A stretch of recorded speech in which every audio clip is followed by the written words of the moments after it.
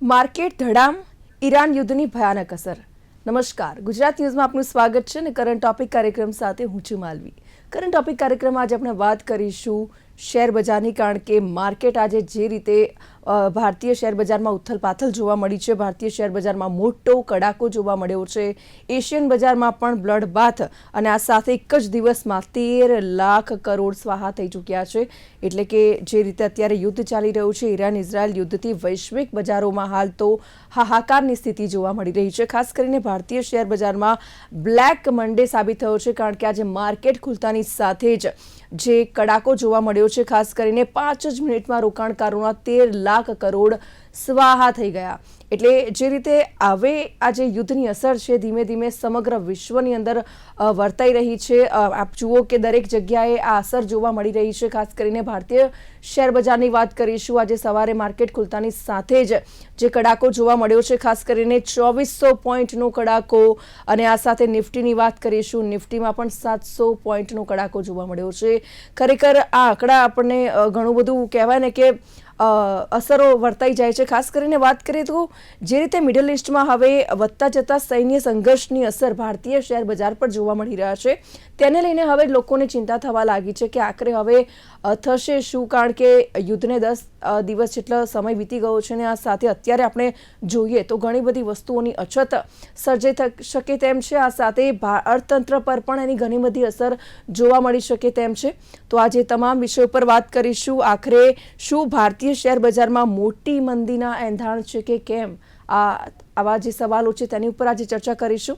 અને એ જ વિશે ચર્ચા કરવા માટે આપણી સાથે જોડાઈ ચૂક્યા છે હરેશ મોતિયાની, જેઓ શેર બજાર એક્સપર્ટ છે. હરેશજી, સ્વાગત છે આપનું કરંટ ટોપિક કાર્યક્રમમાં.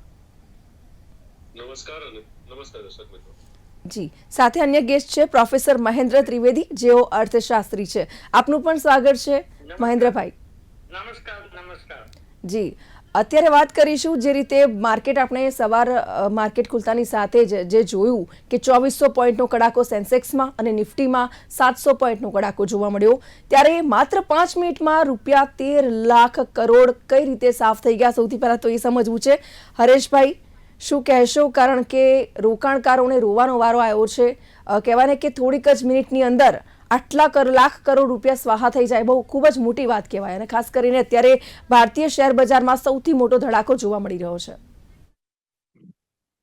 તો ખાલી ભારતીય શેર બજારમાં ધડાકો નથી, અને જે નોલેજેબલ ઇન્વેસ્ટર છે, મારા ખ્યાલ મુજબ તો એ લોકો તો એક્ઝિટ થઈ ગયા છે.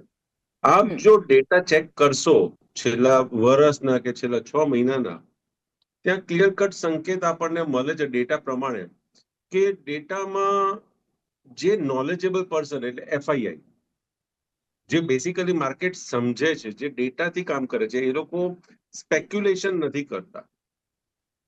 તો જે સ્પેક્યુલેશન નથી કરતા, જે લોકો વાંચીને કરીને ઇન્વેસ્ટમેન્ટ કરતા હોય છે, સારા વ્યક્તિઓની સલાહ લઈને કામ કરતા હોય છે, એ લોકોનો ડેટા પ્રમાણે તો એ લોકો તો એક્ઝિટ થઈ ગયા છે. એ લોકો બજારમાંથી હવે થોડી ઘણી મીન્સ 100 રૂપિયાનો શેર એ લોકો મીન્સ ઓરિજિનલ ઇન્વેસ્ટમેન્ટ હોય at the time of high, જ્યારે નિફ્ટી કે સેન્સેક્સ હાઈ કર્યો ત્યારે એ લોકોની વેલ્યુ કેપિટલ 100 રૂપિયાની હોય, તો એમાંથી એ લોકો નીકળીને 15% કે 20 રૂપિયાની જ હતી. હવે 20 રૂપિયા means that is the profit that they are having in the market, right? સવાલ છે કે માર્કેટમાં કોણ હતા આ ટાઈમે? તો આ ટાઈમે રિટેલર પબ્લિક હતી. રિટેલર પબ્લિકમાં બી એવી પબ્લિક જે સટ્ટો રમે છે, જે લોકો રોજ સવારે ઉઠીને, જેમને બેસિકલી વાંચતા નથી, સમજતા નથી, અને માર્કેટમાં કોકના કહેવાથી કે ભાઈ માલવી કમાઈને તો ચલો હું માલવી આ શેર લીધું તો ચલો હું આ લઈ લઉં, કે મહેન્દ્રભાઈ આ શેર લીધું, ચલો મહેન્દ્રભાઈ આ શેરથી કમાય તો હું આ લઈ લઉં. એટલે દેખા દેખીમાં અત્યારે હાલના તબક્કે જે ઉપર બેઠા છે એ બધા એવા ઇન્વેસ્ટર છે. ખરેખર ચાર્ટમાંથી તમને સંકેત મળી જતું. આપ જો ક્લિયર કટ છે સ્ટોક માર્કેટની, ફાઇનાન્શિયલ માર્કેટ, હું બેસિકલી ફાઇનાન્શિયલ માર્કેટની વાત કરું તો ફાઇનાન્શિયલ માર્કેટના 4 પગ હોય છે. એમાંથી માર્કેટ એક પગ છે, બીજો ગવર્મેન્ટ તમારી સિક્યોરિટીઝ છે, ત્રીજો કમોડિટી માર્કેટ છે, ને તો જમીન માર્કેટ છે. હવે કમોડિટી માર્કેટમાં સોના અને ચાંદીમાં તમને તેજી જોવા મળી ગઈ, હવે એ પૈસા ક્યાં જશે? બટ નેચરલ છે ક્યાંક જવાનું છે. એ કમોડિટીમાં સોના ચાંદીમાંથી પૈસા નીકળીને ક્રૂડમાં ગયા. ક્રૂડમાં કઈ રીતના ગયા તો કંઈક તો બનાવ બનવો જોઈએ. ત્યાં ટ્રમ્પે આખી આ વિધિ શરૂ કરેલી વેનેઝુએલાથી. ટ્રમ્પનો મીન્સ અમેરિકાનું મેઇન દુશ્મન કોણ? ભારત ના. ટ્રમ્પ અમેરિકાનું મેઇન દુશ્મન ચાઇના. તમે ફર્સ્ટ ટર્મ યાદ કરો. ફર્સ્ટ ટર્મમાં બી ચાઇનાને ટાર્ગેટ કરતા હતા ટ્રમ્પ. કારણ કે ચાઇના એટલું પાવરફુલ થઈ ગયું તો એમના ફંડ એટલી બધી જગ્યાએ ઇન્વોલ્વ હતા, એમના ક્રિટિકલ મિનરલ્સ એમના પાસે જે કંટ્રોલ હતું, એટલે ટ્રમ્પ બેકફૂટ ઉપર હતા. એટલે એમને સૌથી પહેલા અટેક કર્યો વેનેઝુએલામાં. વેનેઝુએલામાં અટેક કરીને ત્યાંથી એને પોતાનું તેલ એક રિઝર્વ કરી દીધું કે હા અહીંયા તેલ પડ્યો છે અને એક અમેરિકા હવે કંટ્રોલ કરશે. અને ચાઇનાનું જે ફંડ વેનેઝુએલામાં હતું એને કાપી દીધું, એ બ્લોક કરી દીધું. પછી ત્યાંથી એના પછી એને અટેક કર્યું ઈરાનને. ઈરાનને બી સપોર્ટ કોણ કરે છે? બેસિકલી રશિયા અને ચાઇના. Again China. તો અહીંયા મેઇન આખું જે ગેમ છે ચાઇના ઉપરની. તો આ જે અટેક બેસિકલી જે થયો છે, it is an indirect attack to China via other countries. અને આ બધી વસ્તુ જે થઈ રહી છે, તો ઇટ વોઝ ઓલરેડી નોન. અને આપણા જે સિસ્ટર કન્સર્ન, આપણી સિસ્ટર ચેનલ છે નિર્માણના રોજ સવારે 8:30 થી 9 આપણે આ બધી વસ્તુ ચર્ચા કરીને બેઠા છે. એટલે આપણા દર્શક મિત્રો, હું એમ માનું કે આપણા દર્શક મિત્રો તો ઓલરેડી સેફ છે અને એલર્ટ છે અને એમને ખ્યાલ હતું કે આવું કંઈક બનાવ આવવાનો છે. અને 3જી તારીખ એક ક્રુશિયલ ડેટ પણ હતી કે 3જી તારીખ પછી માર્કેટ ટ્રેન્ડ ચેન્જ કરશે. એટલે ત્યાર સુધી માર્કેટ પોઝિટિવ હતો. પણ 3જી તારીખ કરતા પહેલાથી, એટલે 27-28 તારીખથી જ માર્કેટે થોડું ટ્રેન્ડ ચેન્જનો આસાર દેખાડી દીધા અને અમે મંદીમાં બેઠા હતા. મીન્સ ટોટલી તેજીમાંથી અમે એમ જ કીધું કે હવે ઇન્વેસ્ટમેન્ટ સ્ટોક માર્કેટમાં ના થાય. એ ટાઈમ અને આજનો ટાઈમ બનશે. આજનો જે લો બન્યો છે, આઈ થિંક 8 થી 10% નિફ્ટીનો ફોલ આપણને જોવા મળ્યો છે. તો હું એવી આશા રાખું છું કે આપણા દર્શક મિત્રો જે રેગ્યુલરલી આપણી આ ચેનલ જોતા હોય છે, જીટીપીએલ ન્યૂઝ અને નિર્માણ ચેનલ, અને એમને લાભ જ થયો હશે. એમની કેપિટલ ક્યાંક ફસાઈ નહીં હોય. ચોક્કસથી. મહેન્દ્રજી, એક તરફ કહેવાય ને કે ક્રૂડના ભાવમાં ભડકો જોવા મળી રહ્યો છે અને બીજી તરફ બજારમાં કડાકો, એટલે યુદ્ધના કારણે ભારતીય શેર બજારમાં ભૂકંપ જેવી સ્થિતિ અત્યારે જોવા મળી રહી છે. આ બધાની વચ્ચે હવે સેન્સેક્સના પછડાટથી રોકાણકારોના હોશ ઉડ્યા છે. તો શું આ મંદીની શરૂઆત છે, લાગી રહ્યું છે આપને? મેડમ, તમારો પ્રશ્ન, આમ તો પ્રોગ્રામ જ તમે બહુ સરસ રીતે અરેન્જ કર્યો છે. આજે મોતિયાની સાહેબે જે વાત કરી બહુ પરફેક્ટ છે, એકદમ સચોટ છે. કારણ એ છે કે ઇન્વેસ્ટરો પૈસા રોકે છે, એમાં ગણતરી કરીને એ કંપની કોણ છે, પ્રોડક્ટ કઈ છે, એનું ફ્યુચર કેવું છે, માર્કેટમાં આગળ કેવા સંજોગો રહેશે, ઘણા બધા ફેક્ટરને ધ્યાનમાં રાખીને લોકો ઇન્વેસ્ટ કરતા હોય છે. પણ એવો વર્ગ બહુ ઓછો છે. રિટેલમાં અને બીજાની દેખાદેખી અથવા કોઈ કમાણા તો હું પણ આમાં કમાઉં એવું માનીને રોકવાવાળા પાસે કોઈ લોજિક, ગણતરી કે કેલ્ક્યુલેશન હોતા નથી. એટલે એ મોસ્ટલી અત્યારે એવું કહેવાય છે કે યુદ્ધના માહોલમાં જેની પાસે મોટા રોકાણો છે એને કંઈ પણ કર્યા વગર વેઇટ કરવું જોઈએ. અને નાના રોકાણકારો છે એને સમજી વિચારીને આગળ વધવું જોઈએ. કારણ એ છે કે યુદ્ધ એક એવી પરિસ્થિતિ છે કે જેમાં વ્યક્તિગત કોઈનું કે કોઈ સંસ્થાનું કશું ચાલવાનું નથી. આપણે જોઈએ છીએ કે આખો જે પ્રશ્ન છે એની અંદર અમેરિકા, ઇઝરાયલ અને ઈરાન વચ્ચેનો આ પ્રશ્ન છે. ટ્રમ્પ એવું ઈચ્છે છે કે ઈરાનની અંદર એને મનગમતા માણસો સત્તા ઉપર આવે, સત્તા પરિવર્તન થાય અને એના માટેની આખી લડાઈ છે. એને કારણે ખાડી દેશોમાં રોજે રોજ હુમલા થાય છે. ખાસ કરીને અમેરિકાએ જે બનાવેલા નેવી બેઝ છે, એરબેઝ છે, એની ઉપર હુમલા કરે છે. સિવિલન ઉપર હુમલા કરતા નથી. પરંતુ તમે જુઓ કે આ યુદ્ધથી એટલું બધું નુકસાન રોજ રોજ થવા લાગ્યું છે. એને કારણે વિકસિત દેશોને વાંધો નથી, પણ જે વિકાસશીલ દેશ છે આપણે જેવા, કે જે વિકાસ કરી રહ્યા છે, તો એને અત્યારે ભયંકર સિચ્યુએશન છે. તમે રોજે રોજ સમાચાર જુઓ તો ગુજરાતના એમએસએમઈ, ખાસ કરીને મોરબીમાં સિરામિક ઇન્ડસ્ટ્રીમાં તાળા લાગવા માંડ્યા છે. તમે અંકલેશ્વરમાં ફાર્માસ્યુટિકલ છે, સુરતમાં ટેક્સટાઇલ છે. તો એવા અલગ અલગ જે હબ છે ઇન્ડસ્ટ્રીના, એને પ્રોબ્લેમ છે. મોટો પ્રોબ્લેમ મારી રીતે યુદ્ધને કારણે 3 વસ્તુ બહુ મહત્વની બને છે. એક તો એ છે ઓઇલ, ક્રૂડ, પેટ્રોલિયમ પ્રોડક્ટના ભાવ છે એ વધે એવી શક્યતા છે. કારણ કે હોર્મુઝની જે ખાડી છે એની પર ઈરાને કબજો રાખ્યો છે, કોઈને જવા દેવાશે નહીં. અને એને કારણે દરેક દેશ પાસે સ્ટોરેજ કેપેસિટી પેટ્રોલિયમ પ્રોડક્ટની બહુ વધારે નથી હોતી. આપણો દેશ મોટો છે તો આપણી પાસે 25 થી 30 દિવસ ચાલે એટલો સ્ટોક આપણે રાખી શકીએ છીએ. પણ શ્રીલંકા, બાંગ્લાદેશ, પાકિસ્તાનમાં એ કેપેસિટી ઓછી છે તો ત્યાં ભાવ વધશે. બીજો મુદ્દો છે કે રૂપિયો છે એ નબળો પડે છે, રૂપિયો તૂટે છે. ત્રીજી વસ્તુ એ છે કે વિદેશી રોકાણકારોને માટે એ રોકાણના હવે ડિસિઝન શું લેવું, જે નિર્ણય લેવાની ક્ષમતા છે આ તબક્કે યુદ્ધને કારણે ખોરવાય છે. અને એટલા માટે લોકો મોંઘવારીથી પીડાશે, લોકોની રોજગારી જતી રહેશે, વિકાસના કામોના જે કંઈ આયોજન કર્યા હશે એમાં 100% ડિસ્ટર્બ થાય એવું વાતાવરણ છે. અને આ બધાની પાછળ અમેરિકાનું પોતાની મહત્વાકાંક્ષા, ગંદુ રાજકારણ, એને કારણે થઈને સંખ્યાબંધ નિર્દોષ લોકો ભોગ બની રહ્યા છે. અને આ કોઈ પણ સંજોગોમાં વહેલી તકે આ યુદ્ધ બંધ થાય એવી મધ્યસ્થી કોઈ કરે, અથવા તો ટ્રમ્પને ભગવાન એવી બુદ્ધિ આપે કે મારે કારણે કેટલા બધા લોકોની પરેશાની છે. છેલ્લી એક વાત કરી દઉં, આજના પેપરમાં છે કે આપણો મોટા ભાગનો વેપાર વાયા દુબઈથી જાય છે. બધા હજી એક્સપોર્ટ કરીએ છીએ, જે કાંઈ વ્યવહાર ચાલે છે. તો દુબઈની અંદર 8 દિવસ સુધીનું જે ખાદ્યાન્ન ફૂડ જે આઈટમ છે, સબ્જી છે, શાકભાજી છે, ફ્રૂટ છે, સ્પાઇસીસ છે, ખાસ કરીને અનાજની કેપેસિટી એ લોકોની અઠવાડિયાની જ છે. તો તમે વિચાર કરો કે હાલત કેવી થાય.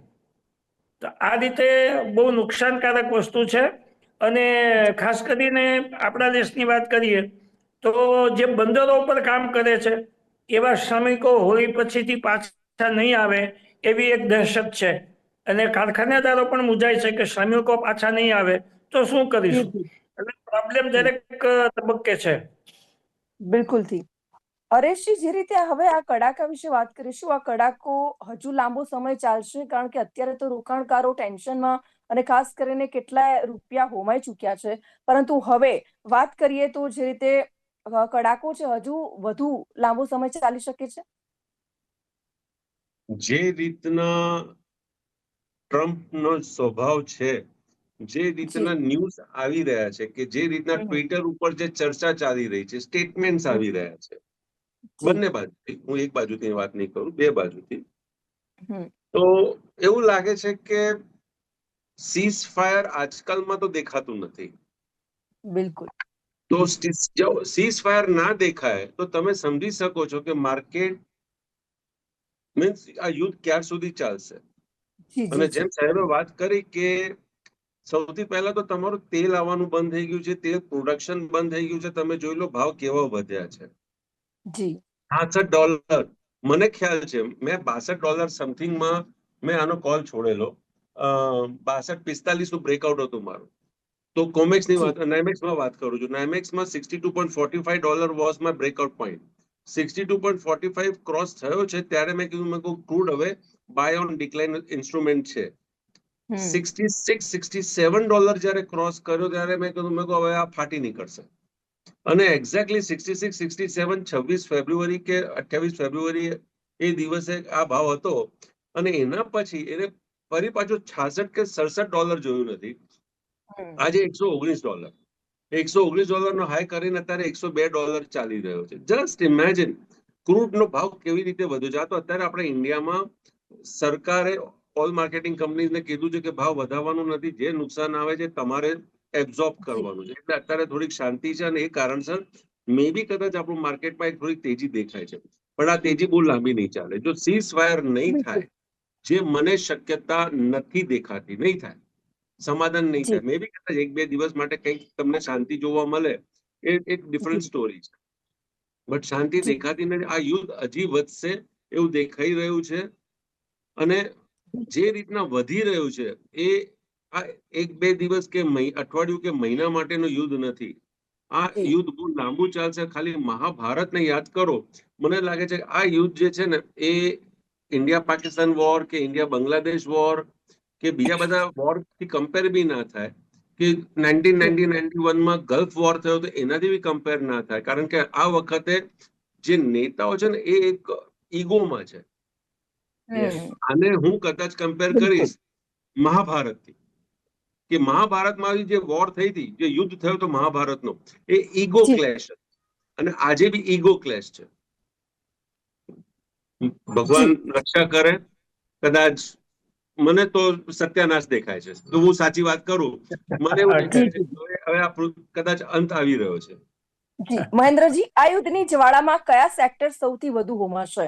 કારણ કે એને શું આઈટી કે પછી ફાર્મા જેવા સેક્ટર્સ અત્યારે સેફ હેવન સાબિત થઈ શકે? યુદ્ધ છે ને એ હંમેશા એના પરિણામો કાયમ માટે માનવતા વિરુદ્ધ, માણસોની લાઈફ વિરુદ્ધના જ હોય છે. કોઈ પણ જગ્યાએ યુદ્ધ થાય ને ત્યારે સમજી લેજો કે એની અંદર મટીરિયલ વસ્તુ કરતા ઈગો મોટો હોય છે. સાહેબે વાત કરી તો ટ્રમ્પ સાહેબ ઈચ્છે એ પ્રમાણે કોઈ પણ દેશની સરકારની અંદર પરિવર્તન બીજો દેશ યુદ્ધથી લાવી ના શકે. એ હક તો એ દેશના નાગરિકોને હોય છે. બીજા દેશના વડા ઈચ્છે એવી સરકાર બીજાના દેશમાં યુદ્ધ કરીને બદલાવાની આખી વાત છે ને, એની અંદર જ એનો ઈગો સમાયેલો છે. એ 100%ની વાત છે. આગળની વાત કરીએ તો યુદ્ધ લાંબુ ચાલે એટલે સૌથી મહત્વની વાત એ છે કે જેટલા પણ કન્ટ્રીઝ એશિયા બાજુ છે એ બધા પાસે crude oil, petrol, diesel, gas આ બધાની શોર્ટેજ ભયંકર ઊભી થશે. બીજી બાજુ આજે અમેરિકા, ઇઝરાયલ ભેગા મળીને ઈરાન ઉપર હુમલા કરે છે ત્યારે સમીકરણો રોજ નવા ઊભા થઈ શકે છે. કારણ કે સાહેબે વાત કરી એ પ્રમાણે ઈરાનને સપોર્ટ આપે છે રશિયા અને ચાઇના. એટલે આ બધી વસ્તુઓ છે ને, રાજકીય જે સમીકરણો છે એ પણ એટલા જ ઘાતક ઊભા થઈ રહ્યા છે. એમાં જો પરમાણુ શક્તિનો ઉપયોગ જો કરવામાં આવશે તો મોતિયાની સાહેબની જે દહેશત છે ને 100% સાચી પડે, એમાં હું સંમત થાઉં છું. પરંતુ આપણે ઈચ્છીએ કે આ યુદ્ધ છે વહેલી તકે સમાપ્ત થાય. કારણ કે મોંઘવારી વધવાના મુખ્ય કારણો ક્યાં છે તો તમે વિચારો કે પરિવહન છે અને જનજીવન છે, એમાં તમે વાહન વગર નહીં ચાલી શકે, લાઇટ વગર નહીં ચાલી શકે, ઉર્જા વગર નહીં ચાલે. તો ગેસ, પેટ્રોલ, ડીઝલ એની તંગી અને એના ભાવ વધારાથી બાકીના બધી જ વસ્તુના ભાવમાં વધારો આવશે. લોકોની આવકો નહીં વધે, એની જાવક વધી જશે. અલ્ટિમેટલી આખો સમાજ બહુ જ ભયંકર પીડા અનુભવશે અને એમાં દરેક સેગમેન્ટનો એ સહન કરવાનો આવશે. ઉદ્યોગો હોય, સર્વિસ સેક્ટર હોય, ખેતીવાડી હોય કે ગમે તે તમે વ્યવસાય કરતા હો, તો આજે યુદ્ધની અસરથી વ્યક્તિગત જીવનના દરેકના પોતાના સરવૈયા અને એની જે બેલેન્સ છે એની ખોરવાશે. અને એને કારણે વિકાસની આપણે જે એક મિશન સાથે ચાલી રહ્યા છીએ, વિકસિત ભારત, એને જબરદસ્ત ઠેસ પહોંચે એવી પૂરેપૂરી શક્યતા છે. અને કારણ એ છે કે સાહેબની વાત પ્રમાણે એનો ટ્રમ્પનો ઈગો બહુ ભયંકર છે અને એની અંદર કોઈ વસ્તુ એ ધ્યાનમાં લેતા નથી કે નિર્દોષ નાગરિકોના જીવ છે ને બહુ મહત્વના છે. સત્તા પરિવર્તન કોઈ પણ નું થાય, ગમે એટલો પ્રદેશ કે પેટ્રોલના કુવા તમને મળી જાય, પણ એમ છતાંય લોકો જો આનંદથી જીવી નહીં શકતા હોય તો આ પૃથ્વી ઉપર ક્યારેય સુખ ઊભું થાય એવી કોઈ શક્યતા દેખાતી નથી. અને યુદ્ધને વહેલી તકે ટાળવું જોઈએ, એ અટકવું જોઈએ, તો જ આપણને રાહત મળશે. બિલકુલ. હરેશજી, જે રીતે અત્યારે શેર બજાર 11 મહિનાની નીચી સપાટીએ જોવા મળી રહ્યું છે, ખાસ કરીને ભારતીય શેર બજારમાં બ્લેક મંડે માનવામાં આવી રહ્યો છે. કારણ કે જે રીતે આપ જુઓ કે 2400 પોઈન્ટનો કડાકો, નિફ્ટીમાં 700 પોઈન્ટનો કડાકો, આ બધાની વચ્ચે હવે સવાલ રોકાણકારોને એ થઈ રહ્યો છે કે હવે અત્યારે જો રોકાણ કરવું હોય તો ક્યાં રોકાણ કરવું સુરક્ષિત ગણાય? જેમ મેં વાત કરી, રોકાણકારોએ તો સ્ટોક માર્કેટમાંથી હાલના તબક્કે તો બહાર જ નીકળી જવું જોઈએ. જી. કેમ કે રોકાણ આ એક ફોલિંગ નાઇફ છે, તો ઉપર તો તમે ભૂલી જાઓ. માર્કેટ ઉપર આવે, હવે કયા લેવલ ઉપર તમારે એક્ઝિટ થવું છે એ અગત્યનું છે. તમે એક લેવલ ઉપર એક્ઝિટ થઈ જાઓ, એક વખત શાંતિ આવી જાય, નિરાંત થઈ જાઓ, પછી થાવ. ઇન કેસ તમારે પૈસા રોકવા જ છે તો હું કહીશ કે ગોલ્ડ અને સિલ્વર પણ આ ટાઈમે નથી. આ ટાઈમે તમારી જે બેસિક નેસેસિટી છે, that is crude oil, natural gas, ત્યાં રોકાણ થાય. અત્યારે તમે ફોલો ધ મની. એક જ મહેન્દ્રભાઈ એક્સેપ્ટ કરશે કે ફાઇનાન્શિયલ વર્લ્ડમાં એક જ વસ્તુ જોવાય છે, ફોલો ધ મની. તો અત્યારે મની કઈ બાજુ જઈ રહ્યું છે? ક્રૂડ ઓઇલ તરફથી, નેચરલ ગેસ. તો નેચરલ ગેસ, ક્રૂડ ઓઇલ, પૈસા ત્યાં જાય છે તો ઇન્વેસ્ટમેન્ટ અત્યારે ત્યાં થાય. રાઈટ? એક વખત ત્યાં ઇન્વેસ્ટમેન્ટ થઈ જાય, આ વોર શાંત થશે ત્યારે ક્રૂડ અને નેચરલ ગેસમાંથી પૈસા બહાર નીકળશે અને એ ફંડ જશે તમારું ગોલ્ડ અને સિલ્વરમાં, પછી પ્રીશિયસ મેટલમાં જશે. એક બીજી વસ્તુ, તમારે ફંડ તમારે રોકવું હોય ટેમ્પરરી મીન્સ 2, 4, 6 મહિના, 1 વર્ષ માટે કે ટેમ્પરરી પીરિયડ માટે, આ વોરથી ફાયદો યુએસ ને છે. યુએસ સિવાય કોઈને ફાયદો નથી. યુએસ ને કેમ ફાયદો છે? યુએસ ઓઇલ જે છે એ ટોટલી તમારું ગલ્ફ કન્ટ્રીમાં તમે બંધ કરી દીધું છે. હવે કોઈને ઓઇલ જોઈએ છે તો તમારે અમેરિકા પાસે જવું પડે છે. અમેરિકા પાસે પોતાનું ઓઇલ, વેનેઝુએલાન ઓઇલ એ લોકોએ ચોરી કરી લીધેલું છે, હડપી લીધેલું છે, તમે જે શબ્દ વાપરો એ એના કંટ્રોલમાં લીધું છે. હવે એ વેચશે કઈ રીતના? કે ડોલરથી, કે તમે મને ડોલર આપો એટલે ડોલરની ડિમાન્ડ ઊભી થશે, ડોલરની વેલ્યુ વધશે. જે વચ્ચે ઘટતી હતી ડોલરની વેલ્યુ વધશે. એટલે હા, ઇન્વેસ્ટમેન્ટ તમે ડોલરમાં બી કરી શકો છો જો તમે ફોરેન એક્સચેન્જ કામ કરતા હો. તો ઇન્વેસ્ટર વર્ગને હવે આવા બધા સોર્સ શોધવા પડશે કે આવી કઈ જગ્યા છે કે જ્યાંથી અમને ફાયદો થાય. બીજી વસ્તુ, ફર્ટિલાઇઝરમાં જાઓ, ક્રૂડ થી સલ્ફર. સલ્ફર એક ઇમ્પોર્ટન્ટ ઇન્ગ્રેડિયન્ટ છે ફર્ટિલાઇઝર માટે. તો સલ્ફર એક એવી વસ્તુ છે કે જ્યાં તમે ઇન્વેસ્ટમેન્ટ કરી શકો છો જો તમારે ઇન્વેસ્ટમેન્ટમાં તમારે કરવું હોય તો.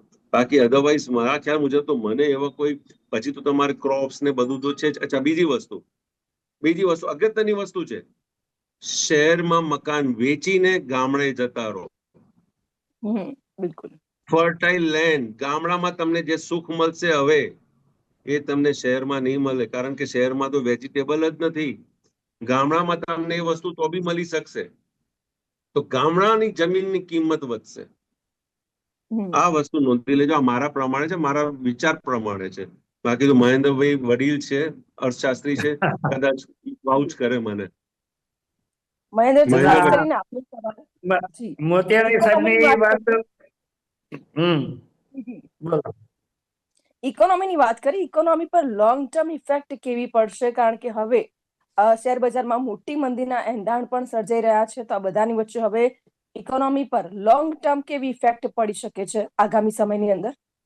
લોંગ ટર્મ ઇફેક્ટમાં તો તમે મોતિયાની સાહેબે વાત કરી ને એ બધી વાસ્તવિકતા છે, એમાં કોઈ કલ્પનાની વાત નથી, બહુ સમજી શકાય એવી વાત છે કે જ્યારે શાંતિ હોય તો જ તમે દરેક ઇકોનોમીના અલગ અલગ પોકેટમાં શેર બજાર is also one of them, કે ભાઈ અલગ અલગ પોકેટ જે છે, મેન્યુફેક્ચરિંગ હોય, માર્કેટ હોય, ઇમ્પોર્ટ એક્સપોર્ટ હોય, સર્વિસીસ હોય, એગ્રીકલ્ચર હોય, એ બધા સેક્ટર એક સાથે તો જ ચાલી શકે કે વાતાવરણ શાંતિનું હોય, દેશ છે ને એ ઇમ્પોર્ટ એક્સપોર્ટ વગેરેમાં એને ધાર્યું એ પ્રમાણે એ કરી શકતા હોય, અને શાંતિ હોય તો જ વિકાસના માર્ગે આગળ વધી શકાય.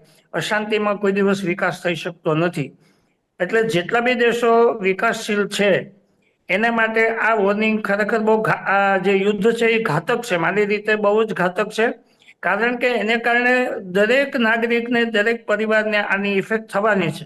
અત્યારે શરૂઆત છે, આજે 8 કે 9 દિવસ થયા છે યુદ્ધને, તો તમે જોઈ શકો છો કે એને કારણે પણ મોંઘવારીમાં વધારો ચાલુ થઈ ગયેલો છે, ભાવ વધી રહ્યા છે. તો એ જેમ સમય વીતશે એમ એ વધારે ઘાતક બનશે. એટલે એવી આશા રાખવી જોઈએ કે આપણે આપણી આવકનું પ્લાનિંગ કરીને જીવીએ. નંબર 2, ગવર્મેન્ટ એવો આગ્રહ રાખે કે ભાઈ લોકો છે ને એ પ્રોડક્ટિવ પર્પઝમાં એની બચતને રોકે, એની બચત જે કંઈ છે એનો યોગ્ય ઉપયોગ થાય. બેન્કિંગ ક્ષેત્ર ઉપર મોનિટરિંગ અને સુપરવિઝન સારું રાખવામાં આવે, અને એગ્રીકલ્ચર જેવા સેક્ટરને પણ જરૂરી સહાય મળી રહે. એ રીતના પગલાં ગોઠવવા પડશે, કારણ કે આની ઇફેક્ટ થવાની છે. આની ઇફેક્ટ થશે એટલે શું થશે? લોકો મોંઘવારીમાં પીસાશે. આ આર્થિક બાબતની વાત છે, ફાઇનાન્શિયલ એંગલથી વાત કરીએ છીએ. પરંતુ સલામતીની રીતે એવું જોવો છો કે હજી સુધી કોઈએ પરમાણુ બોમ્બ વાપર્યા નથી, પણ માનો કે ઈગો એટલો મોટો હોય કે એ વાપરી નાખે તો વિશ્વનો ધી એન્ડ આવી શકે છે. માત્ર ઓસ્ટ્રેલિયા અને એકાદ 2 કન્ટ્રી એવા જે સાઈડમાં છે એ બચી શકશે, બાકી કોઈ જીવતા નહીં રહે, એવી આગાહી આવી રહી છે. ચોક્કસથી અહીંયા ચર્ચાની સમાપ્તિ કરીએ છીએ. થેન્ક યુ વેરી મચ હરેશજી અને મહેન્દ્રજી, આ બંનેનો ખૂબ ખૂબ આભાર આપણી સાથે ચર્ચામાં ભાગ લીધે બદલ. Thank you very much. તો જે રીતે વૈશ્વિક સ્તર સુધી આજે શેર બજારની ઇફેક્ટ જોવા મળી રહી છે, દરેક વસ્તુઓના ભાવ છે વધતા જોવા મળી રહ્યા છે. આ બધાની વચ્ચે જે ચિંતાઓ છે લોકોને અર્થતંત્રની હોય, સાથે સાથે રોકાણકારોની હોય, ઘણી બધી ચિંતાઓ છે. યુદ્ધને લઈને ઘણી બધી ઘાતક અસર હજુ પણ આગળના સમયમાં પહોંચી શકે છે. ત્યારે હવે જે રીતે રોકાણકારો ઇન્વેસ્ટ કરતા હોય છે ત્યારે ચોક્કસથી એક વસ્તુ કહીશું કે સમજી વિચારીને ઇન્વેસ્ટ કરવું જોઈએ, કારણ કે જે રીતે અત્યારે યુદ્ધની પરિસ્થિતિને લઈને અત્યારે જે માર્કેટની સ્થિતિ જોવા મળી રહી છે તેને લઈને હવે આગામી સમયની અંદર ઘણું બધું થઈ શકે એમ છે, ઘણા બધા ભાવ વધી શકે એમ છે. અને મંદીની પણ જે રીતે વાત કરવામાં આવી છે કે મંદીના પણ એંધાણ છે તે સર્જાઈ રહ્યા છે. તો હાલ કરંટ ટોપિકમાં બસ આટલું જ. ફરીથી મળીશું નવા વિષય સાથે. હાલ મને આપશો રજા. નમસ્કાર.